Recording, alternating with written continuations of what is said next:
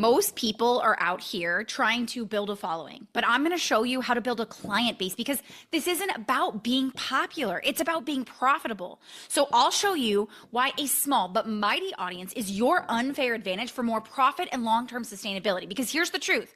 Most businesses have become obsessed with growth at any cost, obsessing over followers, views, and reach, and completely ignoring the power of an audience that's laser focused on buying. So while everyone else is out there chasing more followers, more views, and more subscribers, you'll be quietly scaling profits, creating life-changing results for your clients, and breaking free from the outdated belief that bigger is always better. This is precision marketing, and it's how you build an audience that actually buys.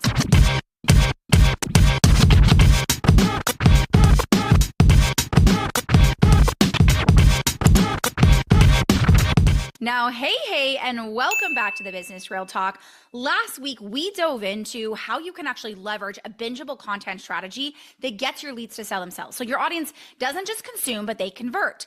But here's the thing. Even the most binge-worthy content won't work if you're attracting the wrong people. That's why today we're going to shift the spotlight from what you're creating to who you're creating it for. Because when you build a small, intentional audience that's designed to buy, your content doesn't just hit harder, it pays off faster.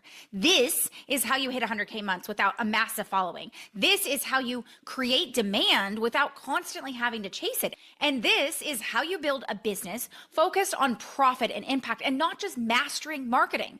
So let's get real.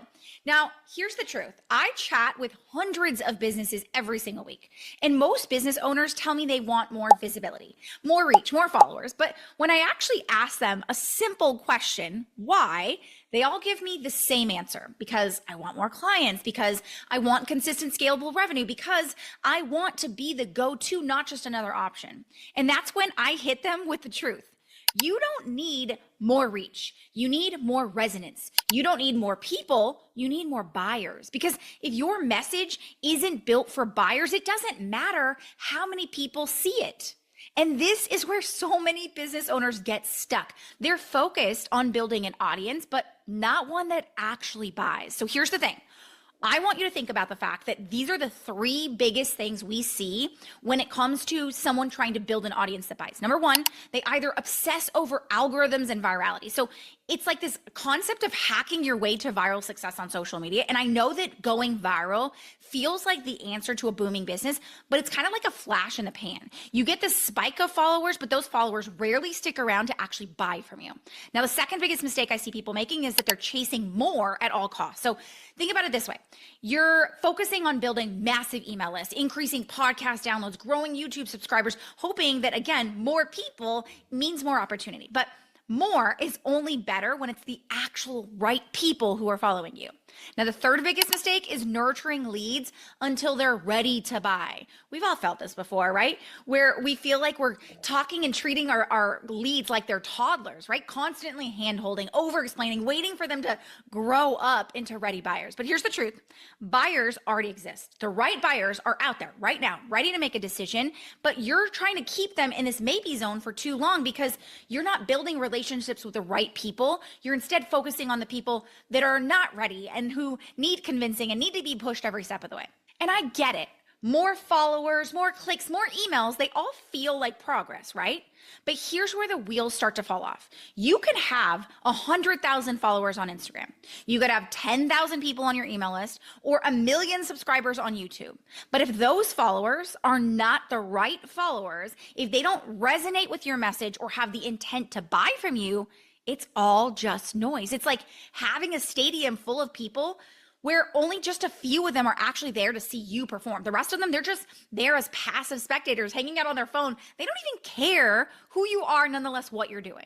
So here's the reality. You need an audience of buyers, not just an audience that passively consumes your content. And it's this backwards thinking that leaves most businesses pouring time, energy, and money into chasing big numbers while completely ignoring the fundamentals. So that hard truth, Most of what you're focusing on right now is about visibility and not intent. But if you want buyers, it's not about followers or bigger lists or subscribers. It's about intent. Intent is what separates buyers from browsers. It's the foundation for building an audience that doesn't just cheer you on, but actively invest in you month after month, year after year. So I want you to think about it this way. Visibility is like throwing this massive party. You invite everyone you know that you've ever met in your lifetime, and the room might feel really freaking packed. But the reality is there's only a few people who are actually there to do business with you, that actually care about what you're talking about. Versus intent, it's like hosting a private dinner party where every single seat is filled with someone who came specifically for what you offer. And they're ready to say yes before you've even served dessert. See, that's the difference between an audience that's built on reach and visibility and one that's built on intent. So the question is, are you building a crowd or are you curating a room full of buyers? Because if you want an audience that buys from you, not just one that consumes everything you put out there, you need to stop focusing on visibility and start focusing on intent. Now, how the heck do we actually do this? You need to understand what I call precision. See, the way you look at this is you need to attract the buyers who are actually ready to take action right now, okay? Then you need to meet them with marketing that naturally conditions them to want to buy quickly without the hard selling or unnecessary delays. It's what I call precision marketing system. So let's break it down because the formula is really freaking simple. All you need is high intent buyers plus audience conditioning equals precision marketing. So now that you know the basic formula, let's break down the two key elements that make it work: high intent buyers and audience conditioning. So starting with high intent buyers, I want you to think about the fact that those are the people who are already ready and motivated to take action. Those are your high intent buyers. Now, the thing about this is high intent isn't just about being people who are interested. It's not about people who are just qualified. It's about people who are actively seeking a solution to a problem that they're willing to invest in right now. So they're not only someone who is aware of the problem they have, aware that they want to solve that problem, but they're prioritizing it. So I want you to think about this is their priority number one. They are not thinking about anything else. It is what they go to sleep thinking about. It is what they wake up thinking about. It is like this is all that consumes them. So you don't want to be fishing in a sea of casual observers or people who are still in that research mode. You want people who are ready to change and willing to commit. Now, before you even say it, one of the number one things I get asked is, well, don't I need to just be top of mind or in front of the people until they are ready to buy? And here's the reality. That way of thinking is a complete load of shit and a very antiquated way of looking at marketing. Now, it's true, 10, 15, 20 years ago when I first got started in marketing, that was absolutely the case because the way we marketed to people was different because we weren't using social media. We were using print advertising. We were using billboards. We were using direct mail. We were doing things like that. So we required a longer sales cycle because we had to get in front of people before they were ready to buy in hopes that over time, if they consistently saw us through different advertising, when they were ready, they would turn to us. Okay. So this is what I helped companies do literally 20 years ago, but things drastically changed because with social media, the way that people make buying decisions no longer relies on top of mind marketing. I know it's crazy because it's still quite literally the number one thing being taught in marketing, where it's omnipresence. Be in front of them over and over again so that when they are ready to buy, they'll come to you. I want you to think about it this way. Right now, when someone is kind of going through without intent, without buying, like purchasing intent, they're starting a search and they're getting distracted.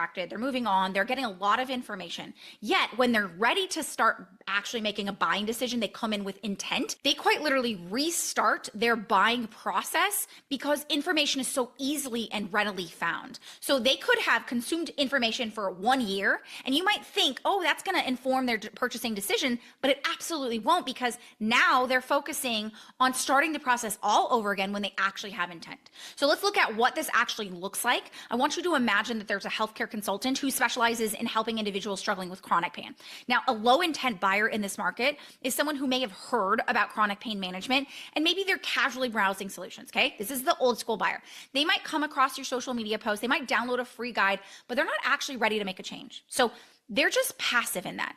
And your messaging to meet that wrong buyer would look like 5 signs that you may have chronic health and why you can't afford to not address it today. Okay, That is what low intent pathway would look like, both the type of person you're targeting and the message you use to target them. Now, on the flip side, it's high intent buyers. When we look at high intent buyers, these are the active solutions finding people. This person instead is looking for pain relief programs. They're reading testimonials. They're researching the options. They're looking at what's missing. They've likely been living with pain for years, and it is quite literally everything that consumes them. And they're looking for a solution that actually works. So they find your content and they're ready and they want to be able to take action. So high intent buyer messaging is something like how NSAIDs are increasing your chronic pain symptoms and how to eliminate them from your care plan without being bedridden. It's a very different conversation, much more sophisticated, much more information. They're informed and they're searching. So I want you to think about it this way. When you focus on high intent buyers, you cut through the noise. These people aren't looking for free advice. They're looking for a solution for their specific problem. And they're ready to pay for it. You don't have to convince them that they need help. They've already made that decision. So if you feel like you're talking to a lot of people who need convincing, who are looking for free information, who want to be coddled every step of the way, I can almost guarantee you're speaking to the wrong type of buyer. By honing in on high intent, you're creating a targeted marketing strategy that actually speaks to the people who need and want what you offer, and they need it now. Okay, so that's the first piece of the puzzle, understanding and speaking to high intent buyers. The second piece is conditioning your audience to buy. Now, I did an entire episode 27, all about conditioning your audience to buy. If you haven't listened to it, go back to it because, oh my gosh, it's incredible. But here's the truth that most people miss. And every time I tell people this, their minds are blown. Your audience is always being conditioned. The only question is who's actually doing the conditioning. So I want you to think about it this way. Your potential clients, your leads, they're ultimately being conditioned on how you want them to treat you. So all the way from the very first second that they get introduced to you, they are learning and identifying what you're wanting them to do throughout the content and sales process. So in other words, your audience has a learned behavior when it comes to how they interact and ultimately how they buy from you. See, one of the biggest mistakes that businesses inadvertently make when they're trying to create an audience that buys is that they're actually conditioning their leads to stay in this perpetual state of consumption. So they become content consumers, freebie seekers, lurkers, rather than encouraging them to take action and buy. This is why right now you may have an audience that feels like it's full of lurkers rather than buyers. It's why your sales cycle takes forever. And it's why you feel like you're constantly having to build your audience, fill your pipeline, and the main reason why so few people in your audience are actually buying. See, every post, every email, every piece of content that you put out is training your audience to either binge and buy or passively consume. Now, most businesses unknowingly condition their audience to stay in that research mode, to consume more instead of commit. We've all seen it. You launch your products or services. You put all your energy into creating high quality content, running ads, free trainings, webinars, all the valuable resources on the face of the earth. But when you look at your audience, you notice that something's off. They engage, they consume, they don't buy. Now, here's the secret. Your audience has been conditioned to behave in a certain way, and the behavior does not lead to purchasing. I know it's frustrating, but I want you to take a moment to realize that. So whether you've realized it until this very moment, you interact differently with a business that's based on your intent. So going back to kind of what I said before, when you interact with a business as a passive buyer, your approach is completely different than when you're an active buyer. I want you to think about it this way. When you interact with a business as a passive buyer, your approach is completely different than when you're an active buyer. So think about it for a second for yourself. When you're in passive buying mode, you're probably willing to sit back, consume as much information as possible. You're going to download the free guides. You're going to watch hours of videos. You're going to join Facebook groups that are full of trainings. But here's the thing, that mode turns into endless consumption, right? They're not taking action because it's not the highest priority for them. You may be interested, but you're not actually ready to make a decision. Now, instead, when you're an active buyer, when you're in that mode of intent, you actually want the answers now, and you get frustrated. You will not waste time on information that doesn't help you decide. That's why you might be looking for a solution and you come across a 5-day challenge and you're like, I don't have time for this. This is not what I need. I don't want to join your Facebook group with thousands of hours of trainings. I don't want to buy a $27 offer. I want you to tell me how you can solve my problem right now. So when you don't create a pathway that's built for active buyers, you inadvertently repel them. So Why does this matter? Because most businesses, like we talked about, are creating these marketing systems that push people into this passive buying mode. So if you want buyers, not just listeners, lurkers, or likers, you have to shift how you show up. It's your job to not just educate and inspire, but to build a path that helps people see how your approach works and feel safe, ready, and compelled to say yes. So here's the truth. You hold the keys to how quickly your audience buys from you. You can teach them to make quick, confident decisions, or you can inadvertently condition them to take months to buy. As the business owner, you control whether your audience buys quickly, hesitates, or gets stuck in a waiting pattern. You condition them to see you as a necessity or just a nice to have. Because the moment someone sees your process as their solution, that's when conditioning flips. They stop looking for more information. They start moving towards a decision. And that's how you build an audience of buyers. So let me show you how to condition your buyers to actually make quick and confident decisions. It comes down to two quick things. So the first thing is that you need to set buying intent from day one. The main goal here is for you to start with the end result in mind. I want you to answer this question. What do you want the majority of people who enter your world to ultimately do? And I want you to be specific. So for example, for me, I want the majority of people in my world to ultimately join my Sustainable Profit Academy, SPA. So while I have 3 different ways that I work together with my clients, SPA is the creme de la creme of how I like to support my clients. It takes people through the entire EZS method, their innovative methodology, their messaging, their marketing, their sales, their delivery, and then it systemizes and scales everything. So with that end in mind, it shifts how you introduce yourself to your audience, what pathway you take them on. See, most people are thinking in singular steps. Things like, I've got a lead magnet, I got a Facebook group, I want them to join my funnel, right? They're thinking about these things, but they don't look at how do each of those pieces build to the ultimate end result we want to have. They're all disjointed. They're just pieces in a puzzle. But I want you to think about it this way. When you want someone to take action, you want to create the shortest pathway to a yes. So with that end in mind, it sets the tone for everything from the initial action that you ask people to take and every subsequent one that you ask them to take thereafter. So think about it this way. Why would I drive someone to a lead magnet, a checklist, when all that's going to do is put them into consumption mode? If I know my goal is to get high intent buyers, to get people into my best program out there, why would I try to bring in the wrong people and set the tone for the wrong action I want them to take? Instead, you want them to make decisions as quickly as possible. I call this a decision map. You want to start with the end result in mind, reverse engineer and look at, okay, what are the steps, the shortest pathway possible that gets them to that space? And I want you to indoctrinate people from day one to know that they're entering your world to make decisions, not to become consumers. Next is I want you to teach them to see you as a necessity and not a luxury. So most people cannot articulate their innovative and disruptive approach. So what happens, right? If they cannot do that immediately, their audience tries to figure it out for themselves. And guess what this does? It leaves your audience as conquistadors in a conquest to try and figure things out. But you want people to enter your world, see you as the person to pay attention to, the person to trust, the person who is exactly what they need from day one. So your innovative insights need to share the immediate piece of the puzzle that gets them to understand that, oh my gosh, this is exactly who I've needed all along, not after months of searching, okay? This is the power behind the EZS method because everything I've shared with you here today plays a role in everything we do inside of the EZS method because I want you to have a pathway that is filled with buyers in your system. I want you to have systems that actually drive decisions. And I want you to have a business that actually delivers results for your clients and does so without you being the puppeteer every step of the way, okay?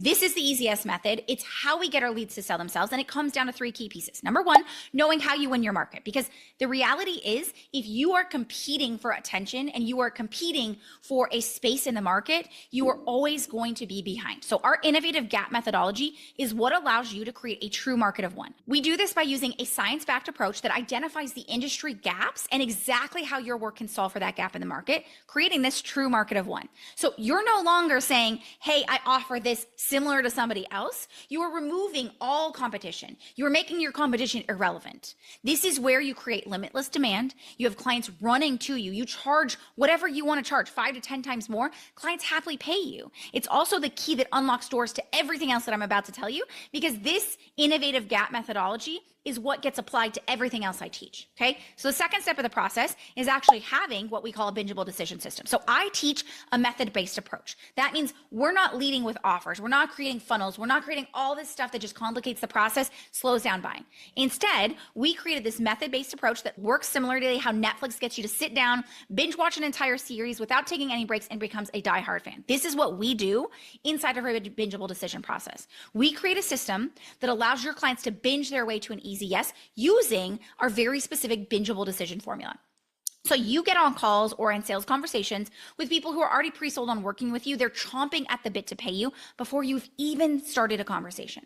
Now, the third and final piece is actually being able to deliver on the results that you've promised, because here's the reality. You can have amazing marketing and sales, but at the end of the day, if your delivery system doesn't actually deliver on the promise that you made, you are dead in the market. You are completely going to be stalled chasing after and trying to fix those problems. This is why we've created what we call our happy client machine, which actually helps you systemize your delivery system so you're still getting your clients world-class results at scale without being dependent upon you. Okay. This is where you get clients who are singing your praises to anyone that they meet, while you actually get to be able to enjoy your life and you have them being your best sales team ever. So here's the thing. The biggest question I get from people is, how do I know if I'm actually ready right now? Now, that's exactly what the growth optimization call is meant for. It's not a pressure state. It's not for me to try and push you into something you're not ready for. Actually, I don't even let you make a decision on the call. What we do is we sit down, we look at your client acquisition system. I'll identify for you where I see the biggest breaks in the process. You'll walk away with knowing exactly what needs to be resolved in that, but I'll also share with you how the EasyYes method can be applied to your business if I actually believe it can be a fit. So if you're ready to grow and scale your business without all the fuss and get your leads to sell themselves, head on over to easyesleads.com/call to book your call. But if you're new around here, or you're like, Nas, I just want to learn a little bit more about how the Netflix effect works, I want to invite you to check out our free bingeable mini-series that breaks down the entire process behind the Netflix effect by heading on over to thenetflixeffect.com. You'll be able to binge this mini-series on demand, go through it, see what it's all about, and book your call after that when you're ready. Now, I would love and appreciate if you could take 1 minute out of your already busy day, rate, subscribe, share this episode with a friend. It means the world to me, but it also allows us to ensure that experts just like you are able to change the world, create massive shifts in the market, but more importantly, get their leads to sell themselves. So as always, thank you so much for being here with us today. Until next time, here's to keeping it real.